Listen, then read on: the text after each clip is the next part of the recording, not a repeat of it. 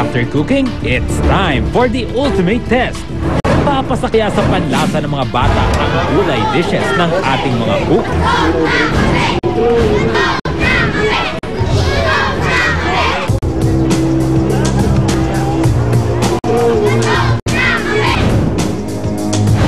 Bawat bata naman po kasi per 50 student yata yon, may naka-assign na color. Yung time yun, kulay by kulay, sila ang kakain sa amin. Mag-vote na lang yung mga bata ng happy face or sad face. Di ba smile mamaya?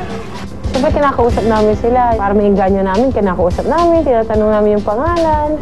Dito sa mga batang to, hindi mo mapapakain basta-basta. Based on my experience, nakapag-OJT na ako dun sa mga batang, mga 5 years old.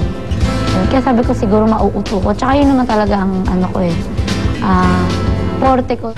Next up, kamustahin naman natin ang Red Bulalo.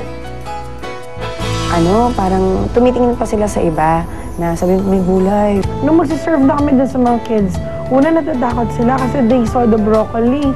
Pero what we did na lang, we hide it from the red sauce. Tapos nung time na nasabi na kami, sabi nila, buti na lang dito tayo may chicken. Chicken daw, chicken. Yung serving sa bata, hindi yung katulad na sa plate. Pero yung nakikita nila yung plate, yun nga, yung expected nila chicken talaga eh. Kasi ano siya, light brown, crispy, parang ganun. So, chicken talaga yun sa isip. They thought na chicken pa yung laman ng patty namin. So, yun. Hindi naman mahirap kumbinsin. Ano lahat ng kinakain mo dyan, mabuti para sa iyo. Wala nang bayad, libre yan. Babalik pa raw siya, kulang ang kanin.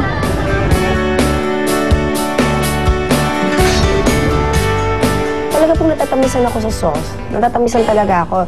Compare sa mga sauce na ginagawa ko na parang pang spaghetti na pang bahay.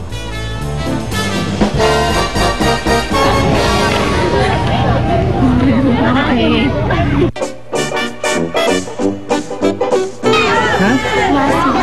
Ang lasa?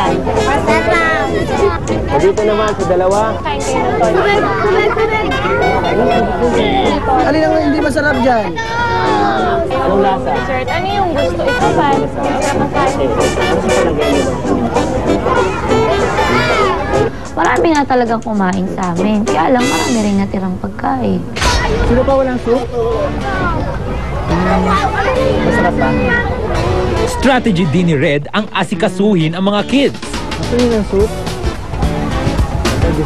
Ano naman kaya ang verdict ng mga bata sa inihanda ng kitchen beret? Masarap ba?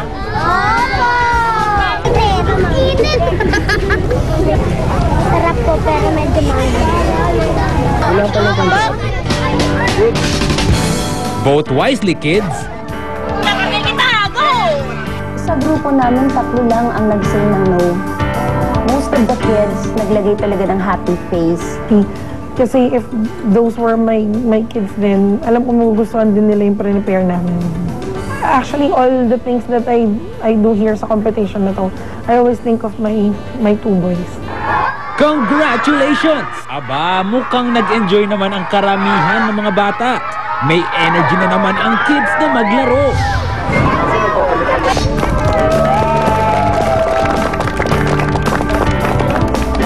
Oras na para mag-deliberate. Tatawagin ko ulit kayo mamaya-maya lang.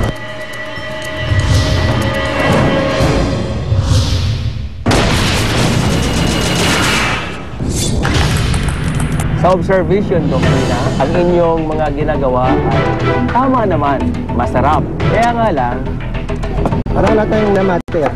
mukhang nawala kayo sa inyong teamwork. Walang gagawin mo kuya? Kamote?